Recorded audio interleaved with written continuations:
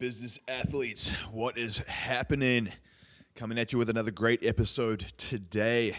This one is From Medicated to Optimized, Rebuilding Brain Chemistry the Right Way.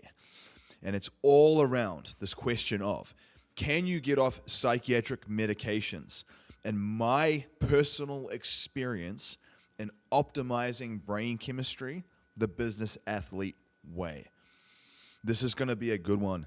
And this one, I will tell you, even if you're not on psych meds, antidepressants, anti-anxiety drugs, ADHD medications, even if you're not on those things, this will still be a very good one for you because a lot of the tools, principles, and tactics I talk about are just geared around how do you optimize your brain health in general.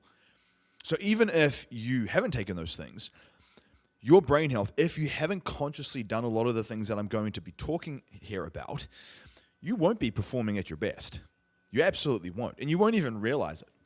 And so I want to give you a quick backstory because you might be saying, Fraser, I get it, but I've been medicated for years. This is just the way I am.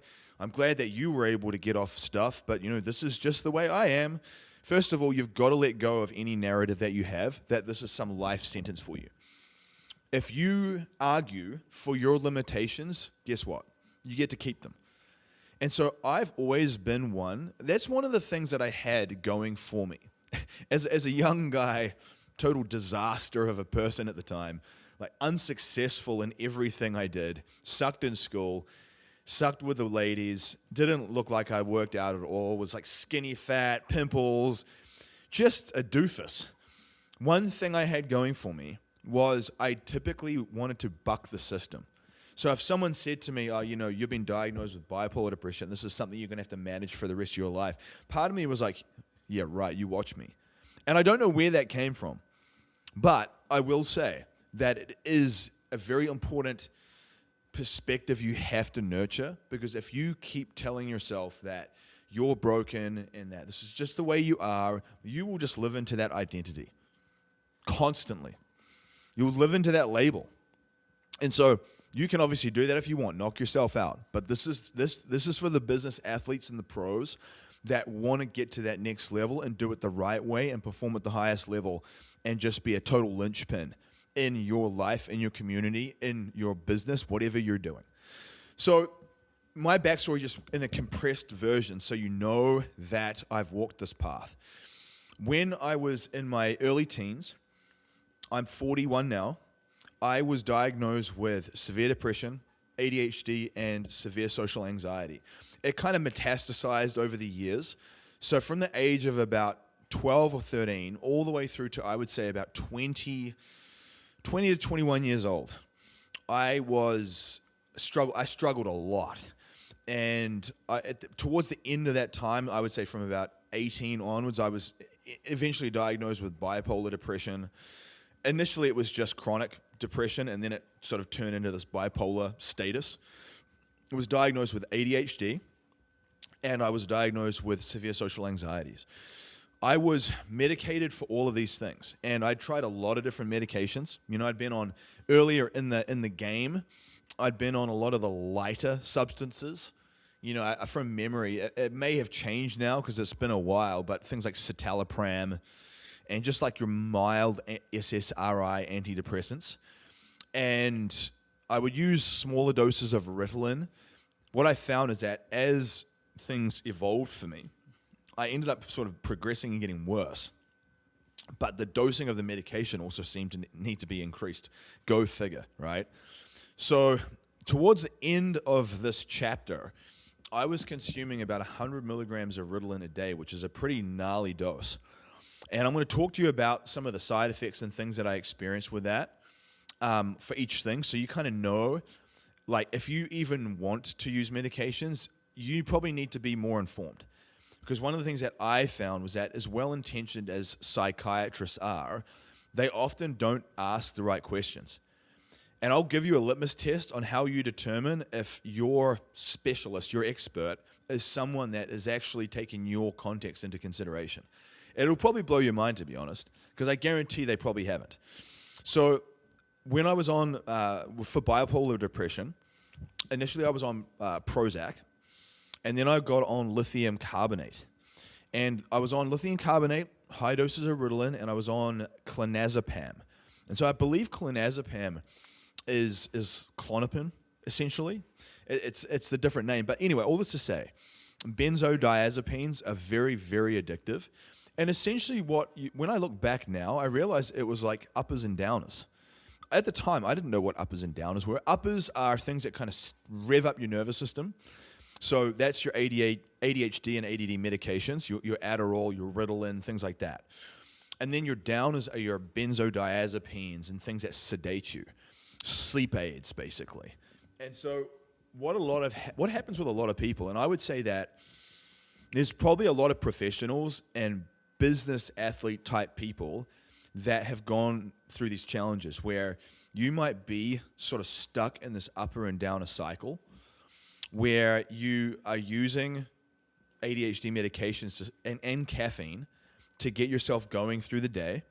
And then you're so wired that if you don't use sleep aids and a bunch of melatonin and benzodiazepines at nighttime, you just can't sleep. Now, there is obviously the pharmaceutical pathway, which is what I just mentioned, but there's also the more street drug pathway, which is going to be things like alcohol and cannabis and, probably even just using Ritalin and Adderall. But your downers are going to be your alcohol and your cannabis and stuff like that. So I say all this because that was the sort of roller coaster that I found myself on. And at the time, I was never asked by my psychiatrist or medical doctors. I was never asked about my diet. I never had extensive blood work run to really see all the mechanisms in the body. It was just very basic stuff. But I did get blood work run often because we were often checking organ markers like liver function and kidney, because some of these medications are quite toxic. And so if you're using them often, they may want to run certain organ systems to make sure you're not getting toxicity in your organs. That's not a good sign. That right away was a red flag, and I did not pick up on it.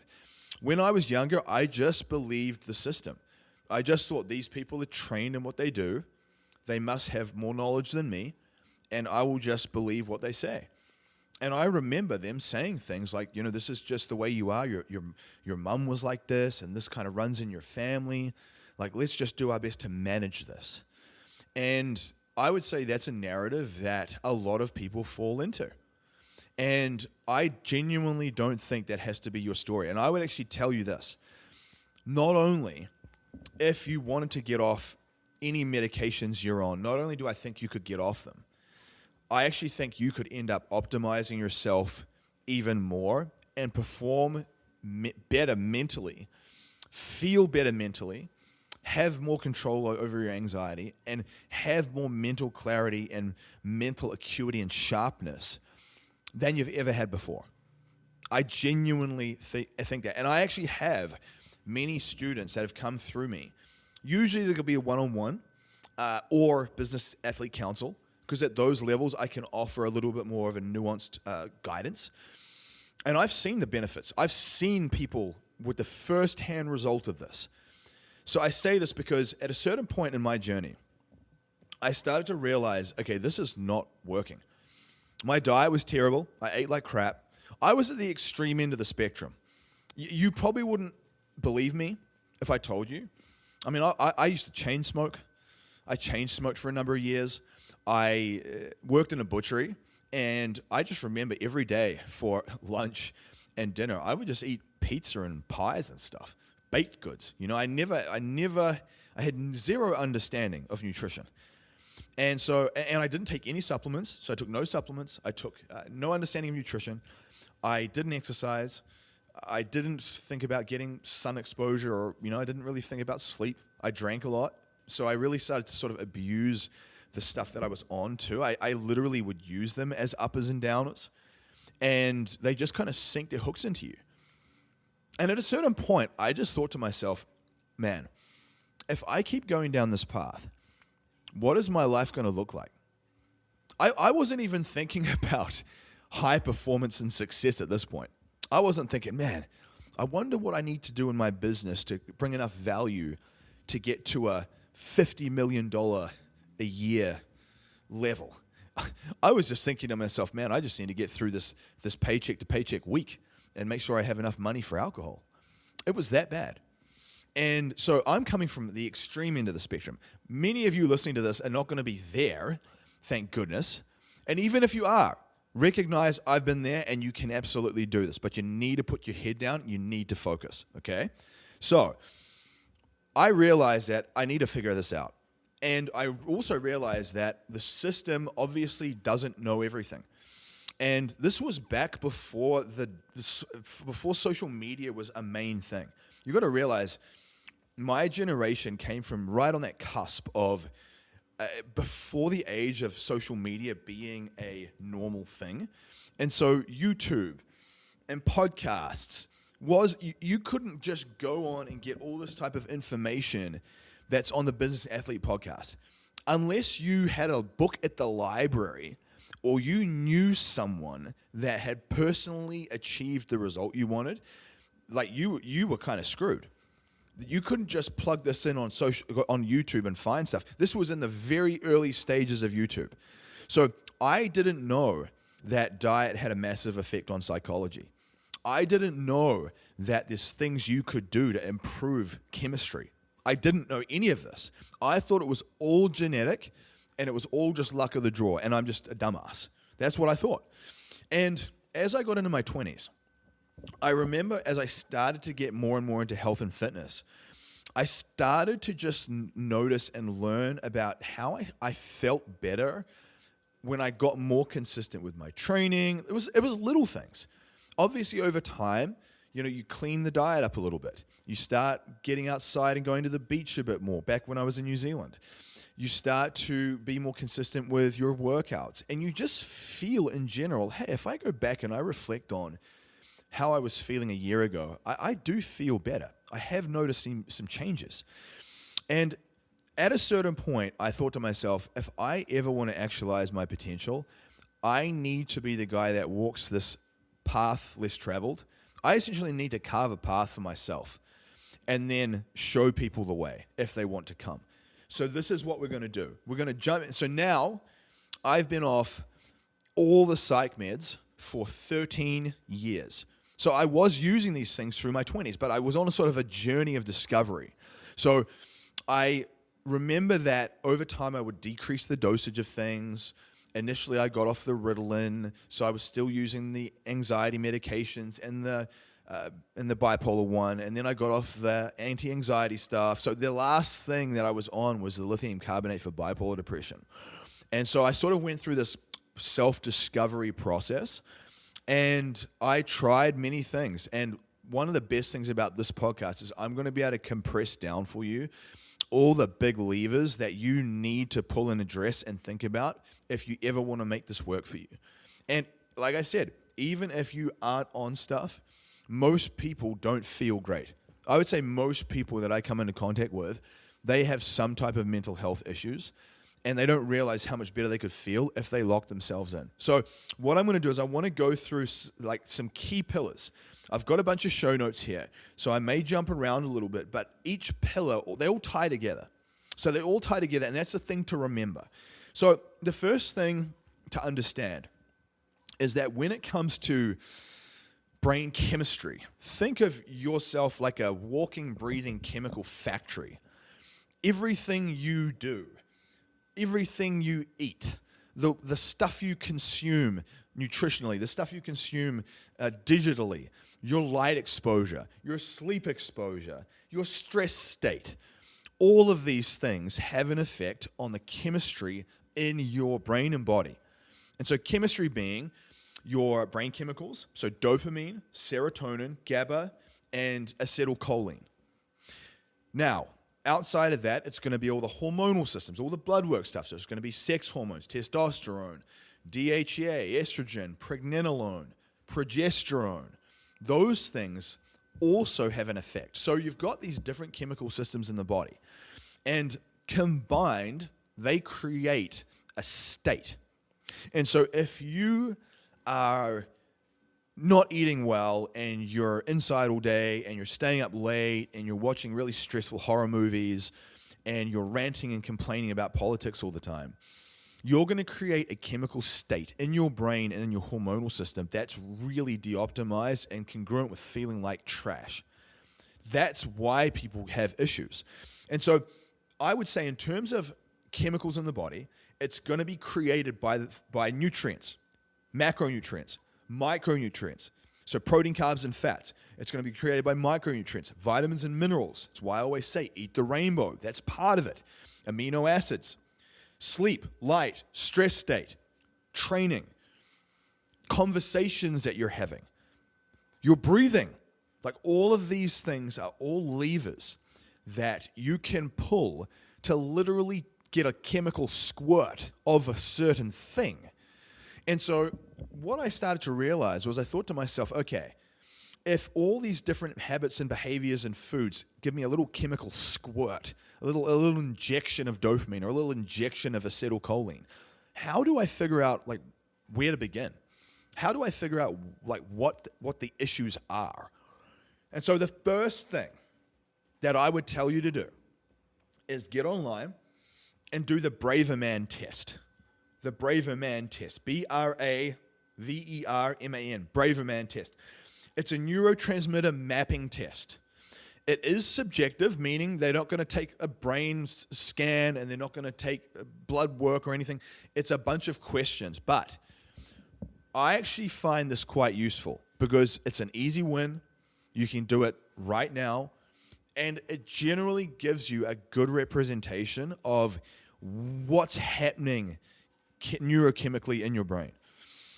And what I find often is that your typical professionals, business owners, aspiring high performers, your business athlete types, they tend to have a certain brain chemical pattern that's almost like an identifying state. And it's acetylcholine dominance and GABA deficient. Now, I find a lot of people are basically deficient in everything. So all their brain chemicals are just like taxed and depleted because they haven't been eating well, they haven't been sleeping well, they haven't been doing most things well, and so their body's just drained of all the chemicals and nutrients. You see this with hormonal profiles too. If someone's like starving themselves and trying to diet down for fat loss, and they're just dieting, you see all their hormone levels start to tank. And so the combination of a tanked hormone profile with poor brain chemicals, you're going to feel like garbage. And then you're going to go to the doctor and they're going to tell you got X, Y, and Z ailments, not realizing that that's just a temporary state that you're in based on all the levers you've been pulling.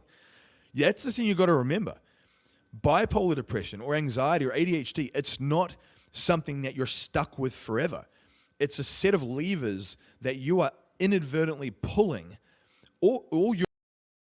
You know, sometimes if you have an addictive behavior, you know it's not good for you, but it's causing a downstream response that's driving that chemical state. And so the Braverman test gives you an idea of where all those brain chemicals are at.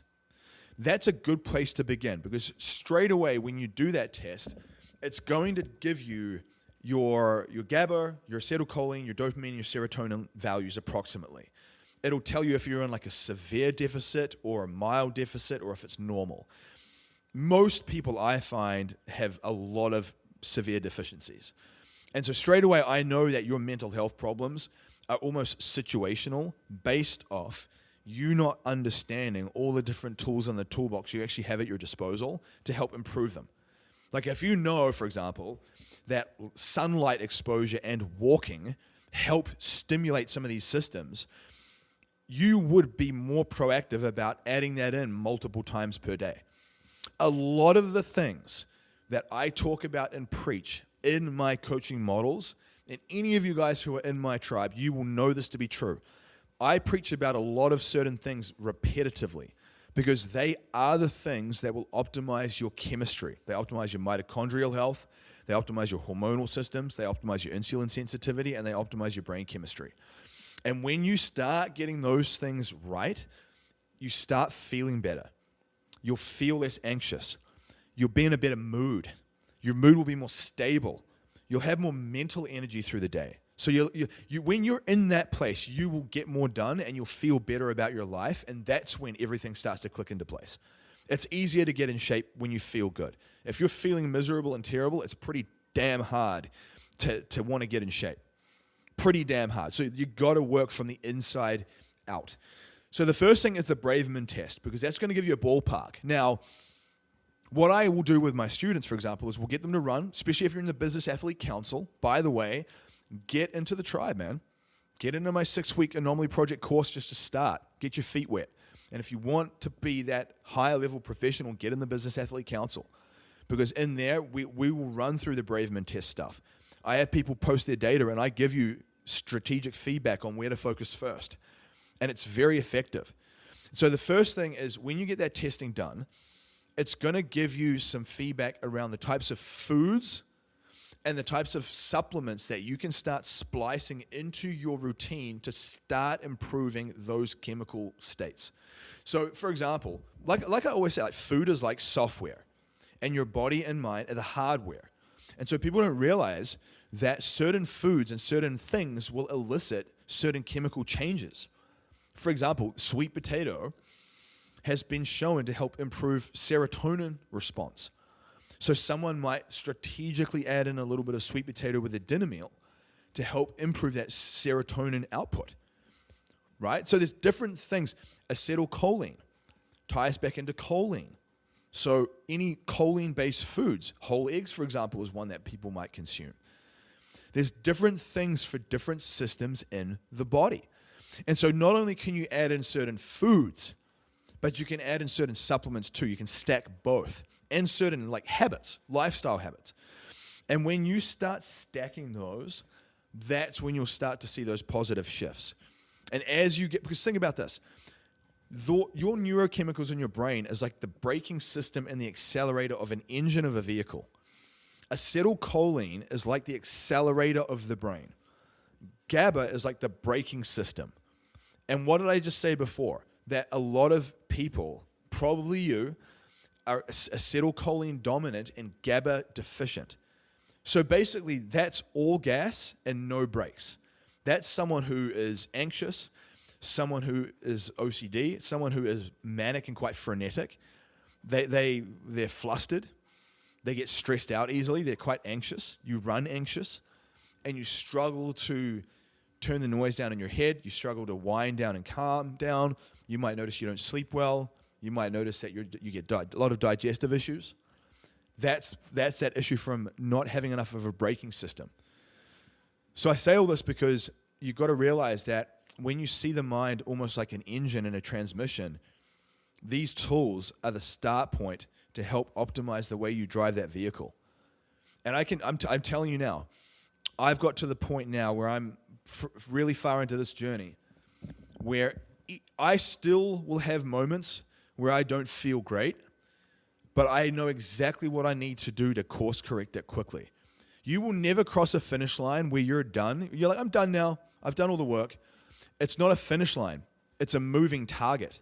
You just get better at hitting the moving target. So you get more proficient at hitting the target quickly, rather than thinking that you cross some line where you're done and you can just relax and enjoy life from here on out. It doesn't work that way. It's a moving target. And so the first thing is the Braverman test. The second thing is you need to get comprehensive blood work done. I talk about comprehensive blood work in, I believe, episode 3. Go back and listen to that, because I will tell you that one of the big challenges is people that will give you Ritalin or an antidepressant are usually just like general practitioners. They're not even psychiatrists. So they're just a family doctor. They don't actually have a lot of knowledge on brain chemistry. They have very little knowledge on health and nutrition. And so you're essentially getting a prescription from someone that has almost no actual knowledge around the science of neurobiology. But they're giving you, they're diagnosing you and prescribing you with things. So you've got to realize, in a way, it's like the blind leading the blind. Some of these people aren't bad, and they're well-intentioned. And they're doing the best that they can generally. But they don't learn a lot of these things in college. They have a few hours of nutritional knowledge. There's no way that you can be highly skilled at what you do if you don't have a deep understanding of nutrition. At that point, you're just treating symptoms. You don't understand root cause medicine at all. And so that's why I even have doctors who will come to me for consultations, because they realize that that's a missing piece of their puzzle. And the best teachers are also the best students. And that's why I commend some of these people, because they can eat that humble pie and come to a nutritionist to learn these things. I think it's fantastic. But the thing is like, even when I went to a psychiatrist, so the psychologists will treat you with like cognitive behavioral therapy. Psychiatrists, they're the ones that will diagnose or prescribe you with medications. So I went to a psychologist to do cognitive behavioral therapy, and I went to a psychiatrist for the medications. Now, even then,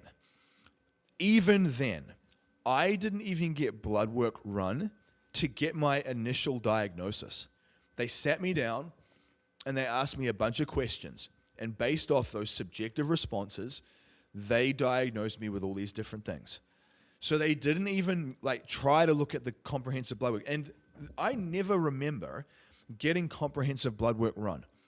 We would run basic metabolic panels that had your ALT and AST, like liver enzymes and kidney markers, creatinine and BUN, blood urea nitrogen levels and stuff like that.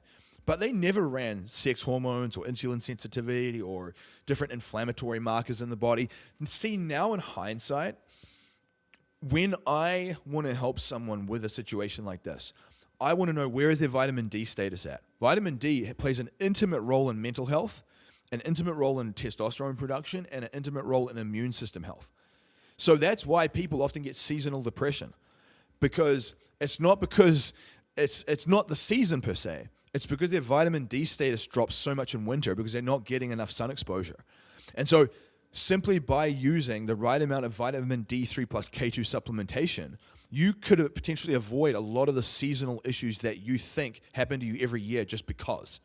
So the first thing is like vitamin D. Second thing is vitamin B12, folate, iron and ferritin, thyroid metabolism, so TSH, T3 and T4, fasting insulin, C-reactive protein. It's like an inflammation marker in your body. The more inflammation you have systemically, you're going to feel like crap.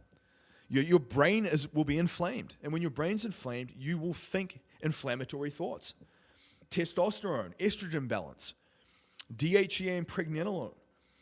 So you can see here that I would probably tell you that unless you've intentionally gone to get these labs run, any doctor, a physician who's diagnosed you with anything and given you psychiatric medications, I guarantee didn't look at all this stuff. I guarantee it. I never come across this.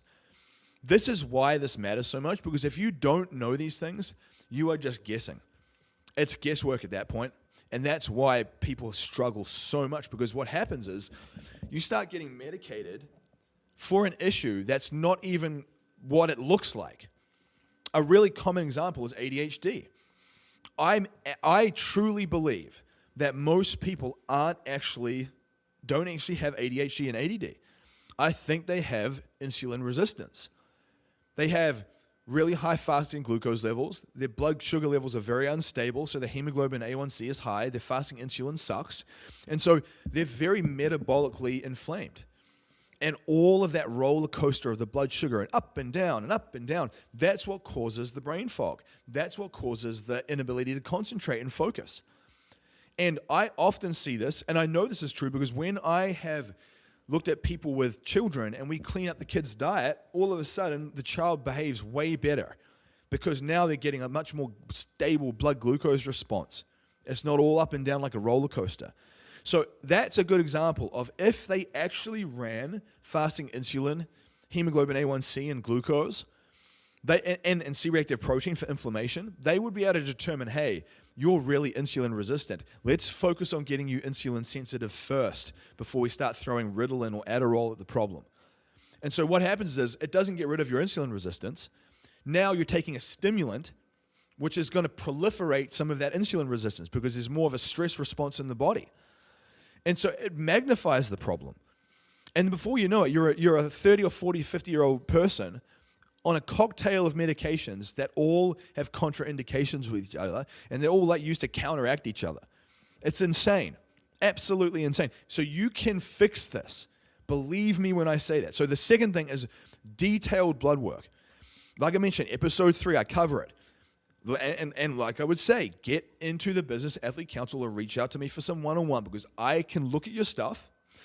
And from that, what I did was when I got my own labs done, I would look at where everything is at, and I would start to reverse engineer the types of nutrition, foods, diets, macros, food choices, supplements that are needed to not only help improve those brain chemicals from the Braverman test, but to help improve all those different systems in the blood work. So you're not just addressing one thing. If you just address the blood work, but you don't address the Braverman test, you're leaving a whole bunch of results on the table. And there's more. There's more than that too. So the next part of it is to understand your food sensitivity and hair mineral analysis. And the reason why this is important is because, one, if you're eating healthy foods that you think are good for you, but you have a sensitivity to them, that's a degree of inflammation. And when you have that inflammatory response, you're going to drive up brain fog and anxiety and mood swings. So that's why I really encourage people to not just think about their diet as macros and calories. You've got to get away from that old bodybuilding mindset of macros and calories where you're eating, tofu or chicken and broccoli with sweet potato and Skippy's peanut butter and your typical Quaker's rice cakes and Quaker oatmeal and just like your stock standard bro fitness diet. That's part of the problem, because that's going to have things you're more than likely going to be triggering off sensitivities that's exacerbating how you feel. So food sensitivity testing, that's a good one to get, because there is almost always foods that we think are healthy that are actually kicking off an inflammatory response. And the other part of that is that hair mineral analysis. Now, the reason why this is important, like I say, is food is like software. And so your different vitamins and minerals drive different functions in the body. So magnesium, helps with, it's GABA support. It's a calming agent on your nervous system. Zinc, it helps with dopamine regulation. Selenium, it helps with thyroid metabolism. And that's like the thermostat of your body. B vitamins, that helps with methylation of neurotransmitters in general, metabolizing them. Omega-3s help with membrane fluidity. So just basically how cells communicate with each other. You want good cellular communication. Like I mentioned, vitamin D, that helps with mood regulation. It drives testosterone function. And so all of these different things in the body, these vitamins and minerals, will create some type of chemical response. And so if we know this, can you imagine how accurate you can get with your diet if you know what you need to change in your blood work, and you know what you need to change with your Braverman test, and you've got the minerals and vitamin analysis, and you can see what areas you're low in, like are you low in magnesium, or are you low in iron, or are you low in zinc, and then you got your food sensitivity. So you can find better food swaps for the things that you maybe were eating every day that were kicking off an inflammatory response. And not only the minerals that I mentioned when it comes to hair mineral analysis, but the ratios of minerals too. Like people don't realize, like minerals, they pair together. There's a synergist effect. Copper pairs with zinc, right? So you got to realize that there's different calcium pairs with magnesium. And so if you are low in one, you might need to optimize both. Now, you won't know that unless you get these types of tests done. Now, if you want not even an easier way, but a quicker way to do it, what I would suggest you do is track your calories on, say, Chronometer or MyFitnessPal for a week. And at the end of the week, look at the daily averages. So it's going to give you your daily recommended intakes for all your different vitamins and minerals. Look at your daily averages over the course of a week. And if there's anything that you can see you're consistently low on, you want to plug those holes with a food or supplement. Now, that's why I'm such a big fan of my macro bowl concept. I've done the episode on macro bowls, because that way you can sort of troubleshoot your chemistry by adding in specific foods into your macro bowls that help basically nurture that chemical lever you need to pull. Food is like software, guys, and your body and mind are the hardware.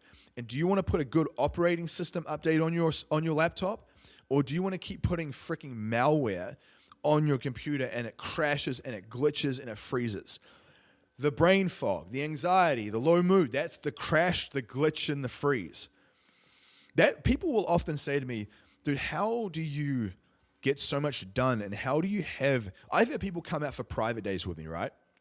And we'll be deep into the private day. It'll be late in the afternoon. And I'm still just going. And I can tell they're getting jaded. You know, at a certain point, we've got to take these little breaks to let their brain kind of reset. And I've had many people say, when you share this online, I thought, you were probably being truthful. But I had no idea that you performed this high all the time. And I'm like, this is an example of someone who has mastered the idea of what it looks like to pull the right levers. I am not special. Believe me when I say that. I would actually tell you that my genetic base is quite crappy. Like my body is very prone to being suboptimal. If I don't do all of these things, my physiology and psychology would turn to crap fast. It's almost like I have to do these things because I don't give myself a choice. I realize if I was to eat just emotionally and stay up late and do a lot of the goofy stuff, my state would deteriorate so quickly that life would be really difficult. And I think about that effect on my children. I think about that effect on my wife, my family. So when you're thinking about why should you be doing this, obviously think about the impact you're having on the people around you. Because if you're a miserable prick, and you probably don't even realize it a lot of the time, but people are going to be repelled from you. And that you're never going to have a beautiful life when you're in that energetic state. That's why I talk about being a lighthouse. Right? Being a lighthouse is like just being this shining example of what's possible. And realize that you're a work in progress. And like I said, you don't cross the finish line, but you get better at hitting the moving target. Now, the next part of that puzzle, so we've got those testing components done, right? The next part of that puzzle is going to be your gut-brain axis. So most people don't realize that about 90% of your serotonin is actually produced and housed in your gut. So very often what you will find is that people that have gut issues also have psychological issues. I would say that in many cases, people that have gut issues are quite sort of manic, overthinking, ADHD type characters. And it's almost like a chicken or the egg thing. What came first? Are they being so mentally manic and stressful mentally that it's stressing out their nervous system so much that it's affecting their gut? Or is their gut de-optimized and that's wrecking their serotonin production, which is creating a massive imbalance, which is causing the mental issues? I think it's a vortex. It's a feedback system. They both fuel each other, which is kind of the unfortunate part, is that it can be quite a negative or positive feedback system, a loop. And so what I often do when I have someone come to me and I know they have gut issues, I will often address the gut issues almost first. That's almost one of the first things that we'll address, because I realize that when you start to improve the gut, you'll typically improve someone's psychology pretty fast. Now, it's not all the time, but it will happen. So the first thing you want to focus on is, especially if you've used a lot of antibiotics, antacids, Tums, Nexium, you've drunk lots of alcohol, or you eat a lot of processed foods, you will definitely need to work on your gut health. I've done episodes on gut health. I talk about gut health a lot. You've got your mouth, you've got your oral microbiome, you've got your stomach acid concentrations, you've got the digestive enzymes in your mouth that break food down, and you've got your gut flora in your intestine. Now, what I would say, just to give you a quick summary, is make sure you clean up your oral microbiome. Stop using Listerine, stop using Crest toothpaste and all that garbage. Use better products, so things like Riven mouthwash, Revitin or Gutology toothpaste. Those are going to be the things that help cultivate better oral microbiome, because your gut gets seeded from your mouth first. The oral microbiome mixes with the food that travels into your gut, and that essentially starts to seed and fuel your digestive system. People don't even know that. And the other part of it is digestive enzymes. You need to either chew your food more or take some type of digestive enzyme to help break your food down so you absorb it properly. Because remember, we're not just what we eat, we're what we absorb. Most people have an absorption issue. That's part of the problem. So we want to make sure that you're absorbing well. Part of that absorption is taking do a stomach acid baking soda test. So on YouTube, search stomach acid baking soda test. Do that test. If you pass, great. If you come up as needing support, betaine, HCl, and pepsin. You need to improve the concentrations and the quality of your stomach acid because you're not breaking your food down properly. So your food is hitting your digestive system and it's just sitting in your gut fermenting, aka bloating gas. We want to cultivate a better microbiome. So things like seed symbiotic, lots of microdosing in good quality fermented foods. Fermented foods and fiber, specifically Eat the Rainbow.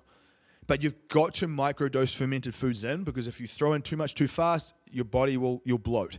So things like natto and miso, sauerkraut, kimchi, kombucha, kefir, that's all the type of stuff that I would say microdose it in alongside a good gut rehab protocol. In fact, in my Business Athlete Council, I have protocols for all these things. So if you need the protocols to start these processes, get in there for heaven's sakes. Fiber is another thing. A lot of people will avoid fiber. They'll do a sort of a carnivore diet because that feels better on their gut. That's just avoiding the problem. You're not actually getting to the root. You're just addressing the symptom. When you optimize and heal your gut, you can actually take fiber in. And that's very, very good for cancer prevention. It's very good for insulin sensitivity. And it's very good for improving the microbiome diversity of your gut. One marker that can be worth testing is TMAO. So TMAO is a marker that will be representative of how much bacteria you have in your gut that's like negative bacteria. So that's another thing you can check in the blood work. But the main thing is a gut rehab protocol, using seed symbiotic or some other good probiotic, using betaine HCl for stomach acid concentrations, using a digestive enzyme. Things like glutamine and aloe vera can help sort of reintegrate the gut lining. Dr. Zach Bush has a product called Ion Biome that helps with that leaky gut reintegration again as well. But the whole point is you need to play with your diet and you need to troubleshoot it because as you heal your gut, you will start to reduce that inflammatory signal from the vagus nerve to your brain that's driving some of these issues. Often your sleep will improve too. So that's a big part of it. Now, another part of this is going to be your mitochondrial health. Like I mentioned, most things are a mitochondrial inefficiency problem. Most ailments start on that mitochondrial level. And the reason why is because mitochondria are basically like the batteries of your cells.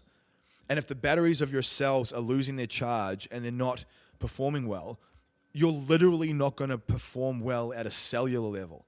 And at that point, nothing works properly. And so this is why I talk so much about light and movement. People think about energy levels, like do I need more calories? Do I need more stimulants and caffeine? Or you even think about sleep. And those things obviously can play a role, and they do. But what people don't factor in terms of enhancing energy is light and movement. It's why I'm such a big proponent of standing desks and walking pads. Like I'm literally on my walking pad right now while I do this conversation with you. I get outside in the light probably 5 to 7 times a day, almost every hour to prime the pump. It's intentional. And because of that, my insulin sensitivity is very, very good. And because of that, all the chemistry in your body is so much better because you're not creating all this metabolic drag. So light, and especially if on a cloudy day or if it's dark, get some type of red light lamp, like a Hooga red light panel. Use that every day. I use it at nighttime when we're winding down. It can help with sleep enhancement. All that stuff. It's like food for your mitochondria, basically. Sleep quality is a key one. I've talked about sleep a lot. If you don't lock your sleep in and you stay up late, you'll definitely have issues. And so I would say you've got to get into a regular sleep-wake cycle. You've got to calm down your nervous system in the evening. I talk about this I believe it's in my episode 15 where I talk about burnout and chronic stress. I talk about calming your nervous system down so you can actually sleep better. So go listen to episode 15 because I dig deep into that. I would say other things that help with mitochondrial health is a bit of zone 2 cardio. So if you go to ChatGPT and plug in, how do I determine my zone 2 cardio heart rate? And it will give you some way to figure that out. You go do that and you make that your target, right? I would even say when you're looking at sleep quality, REM and deep sleep. So not just thinking about your total sleep, but where is your REM and deep sleep at? And because those sleep's in many ways like a metabolic reset. Now, there are some supplements that I will use as a sort of a stack. So I will use high doses of creatine. I'll use methylene blue, NAD plus, subcutaneous shots of NAD plus. So subcutaneous is like a little injection just below the skin. I'll also use peptides like MOTS-c, SS31. I find that stack of NAD, MOTS-c, SS31, and methylene blue and creatine with a double dose of omega-3s is a very, very good stack for starting to optimize the chemistry on a mitochondrial level. Now, everyone's a little bit different. You've got to try different things, but that's what I would be sort of thinking about from a mitochondrial perspective. Now, I would also tell you that things like stimulants, things like alcohol, things like throwing a bunch of nootropics at the problem. I often see this where people will get supplements and they'll take a lot of nootropics that are very sort of cholinergic, so that they have a lot of accelerator in the system, 5-HTP, these types of things. Now, there's nothing wrong with some of these things in the right person, but generally, I will try to find things that are more calming on the nervous system first. So I'll usually try to focus with GABA predominant things because most people need more calm. They don't need more accelerator. And so as long as we get the braking system down first, that's the first point of action. I would say nervous system regulation is a big one. And I really have focused on this a lot over the years. And again, I talk about that in episode 15 with the burnout stuff. But you can even kind of measure this if you have a smart device, you can see this in your heart rate variability, so your HRV. You can see this in your respiratory rate. You can see this in your resting heart rate. So if your resting heart rate is high and your HRV is low, that's a sign that your stress is spilling over. And so you need to make sure that I even will modify training volume off this. So some people, if their stress bucket is spilling over, I will do maybe weight training every second day. Instead of training 5 or 6 days a week, do it every second day or do 3 days a week. Sometimes you will get better results where you're tapering back and you're allowing more of a recovery process to take place. But I say this because your nervous system drives a lot of how you sleep, and it drives a lot of how your gut reacts. And those things all together seem to really do have quite an effect. Now, there's a whole other world of supplements that I'll just kind of give you some basic ones, but you've got to realize that this is why I would tell you to come into my rotation, because everyone's going to be different. Your testing scores will depend on you. That's why when people say, someone said so-and-so, this diet's the best one, or this supplement's the best one. It's like, based on what context? Like, did they get all your data from the bloodwork and the Braveman test and the food sensitivity and stuff? Because if they didn't, they're guessing, and that's useless. And so I would say in general, things like theanine. I'm a big fan of theanine serene. That's a good one for GABA and calming the nervous system. But things like tyrosine, things like theanine, ashwagandha, NAC, so N-acetylcysteine is like a precursor to glutathione. There are some peptides that can be worth testing. Things like C-Max, Silank, dihexa. One that I've used a lot that does take some skill is cerebrolysin. So cerebrolysin is a BDNF peptide, or a brain-derived neurotropic factor peptide. It literally helps regenerate the brain. I've used this with some of my students who had strokes, and massive recovery. Massive recovery. But you've got to know how to do it right. So I would tell you, don't just bootleg that stuff. But cerebrolysin is a really good one to help regenerate the brain if you've experienced any damage from psychiatric medications. Because I will tell you that I did have some long-term damage from stuff. My pituitary wasn't working very well at all. So I wasn't producing a lot of luteinizing and follicle stimulating hormone from my pituitary.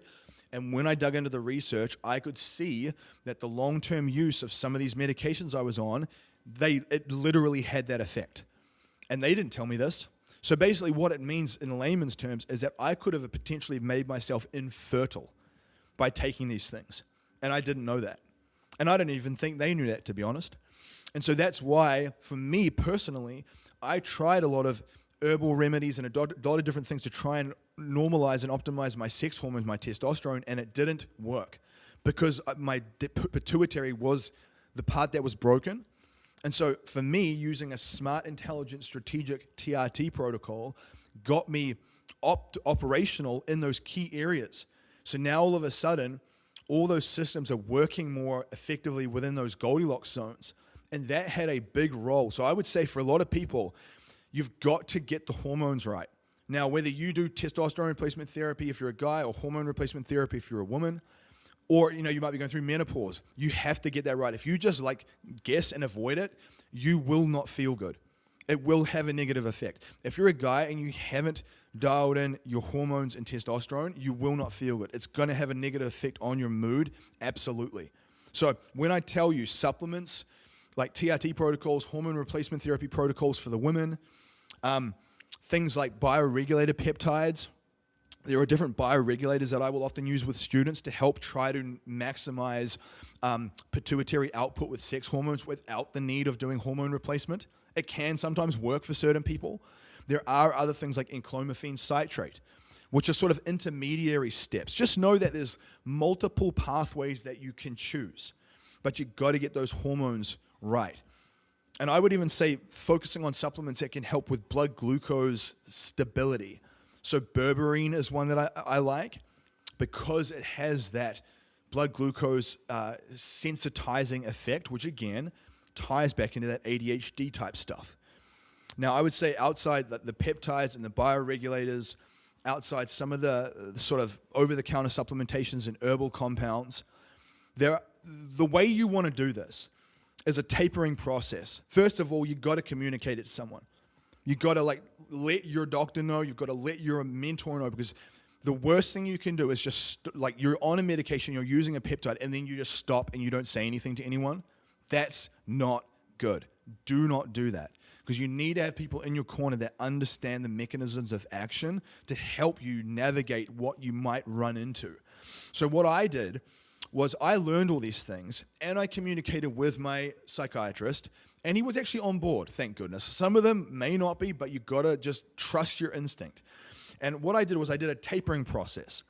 So in conjunction with doing all these testings, I started to taper down my dosage of my medications, like 10%, 20% at a time, like a quarter at a time, 25% for a week, 25% for another week, 25% for another week. So I was tapering in these increments. And what I did was, as I tapered in these increments, I would taper up like a supplement in the foods. And I would taper up the alternatives. So I'm like bridging the gap. I'm like creating another mechanism of action to help fill that void. And so I got to the point where on the last couple of weeks, I was taking a dose.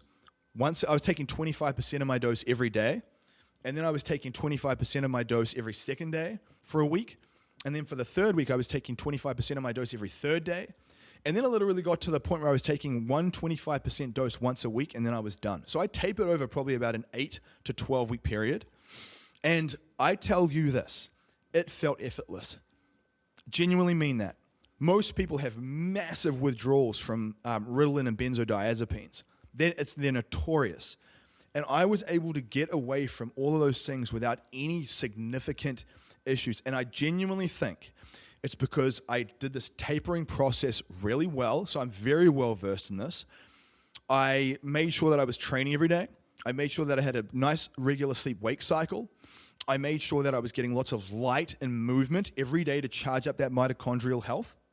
I made sure that I was doing a good base of multivitamin, multi-mineral supplement, a double dose of omega-3s, higher doses of creatine monohydrate as a base.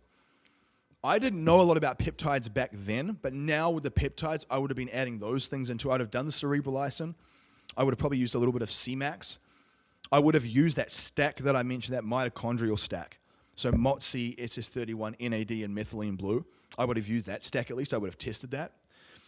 And I say this because when you realize that you have all the tools at your disposal to pull the levers to optimize your chemistry, you start to realize that you can get into flow states and you can achieve so much more than you ever thought. And I genuinely think that most diagnoses are just a chemical state that you're in temporarily, and we think it's some permanent disorder. We think it's some permanent disorder. And so I've been off all the psych meds now for 13 years. I feel like I perform at a pretty high level, and I sustain it. And so I would tell you, and the good thing about knowing this, guys, is that when you start to optimize the internal stuff, you're going to get a great physical result as a byproduct. My physical result is a byproduct of optimizing all these internal things. And so I would say, as a partner, as a parent, as an operator, as a professional, as a business owner, you need to see this as like a massive investment into yourself to optimize your chemical state so you can perform at the highest level, to get more done, to achieve more, to be a better version of yourself, so you can get all your workload done for the day, and then you have a lot of bandwidth to connect with your family at the end, and you're not giving them the burnt over leftovers, right? So you've got to recognize that this is a legacy play. This is an ROI play. So I would even tell you, just to close this off, when you're thinking about cost, you got to let go of this idea of, I can't afford that right now because I'm doing too many deals and I've got to wait for these deals to close and I've got to wait for this thing to sell. And you're just constantly putting it off, thinking that you aren't even an ROI. Part of the reason why your result is the way it is because you haven't changed the chemical state that you're in. You keep repeating this, you keep pumping the same chemical levers over and over and over again. And sometimes you won't even realize you're doing it. There'll be things you are realizing, and you won't be able to stop yourself because you don't understand how to course correct the brain chemistry to break the loop. That's very common. But when you understand some of these mechanisms of action, and you know, okay, I'm getting this type of trigger or this type of compulsion because I'm missing a certain thing, you can address that, you can plug that hole, and then all of a sudden that signal disappears. And then you start getting a better result. So, and the last thing I would tell you, this is something I should have probably stated at the beginning. You've got to get an environment with positive, ambitious people. If you do all of this stuff that I've been talking about, but you are negative, complaining, you're around a bunch of losers that just want to whine and complain and rant about politics and be victims, you're going to have a really hard time truly breaking through. So that's also why I talk about getting into masterminds, getting into mentorships, getting around people who have the result you want, get into proximity to them, and study them. How do they move? What do they post every day? How do they show up in the world? What type of conversations do they have? And lean into that. You've got to lean into your faith. You've got to lean into focusing on the reframe. You've got to lean into having good conversations. You've got to lean into being of service to other people. You've got to lean into saying, how can I help someone else today, and not just think about what's in it for me? People that are struggling the most mentally, they typically have me dialogue. How can you flip that and be of service to more people? Because you will help them today. They'll be very appreciative of that. It's going to fill up your cup, and you'll get that energy back into your life. And that's that lighthouse energy, man. That's that lighthouse energy. So go out there today. Start this process. Even if you are not on psych meds, do these things. Pull these levers. You need to see it as like a moral obligation to yourself, your family, your community to get optimized. Because we have a world full of losers and sadistic beta males and train wrecks. And I want and know that you've listened this far because you are not like that. So now it's a matter of taking that theory and applying it and getting that practical result. So go out there, apply it, and be that business athlete that you know you must become.